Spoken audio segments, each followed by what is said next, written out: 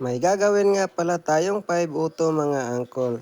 Bakit kaya madalas or minsan sinasabi ng ating mahal na customer na may power naman, buo yan? Bakit pa kailangan dalhin sa pagawaan kung buo nga naman?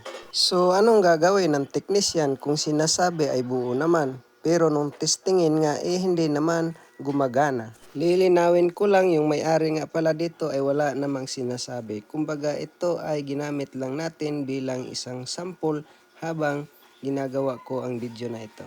Kaya no choice na lang, kailangan natin mag-adjust. O di ba mahirap din minsan o di kaya minsan naman ay tuturuan ka pa kung ano dapat na ang gagawin mo. Nakakalito din minsan sa totoo lang mga angkol. May minsan pa nga ay sasabihin pa sa iyo na fuse lang ang sira dahil nangitim lang ang fuse, kaya yun lang ang papalitan.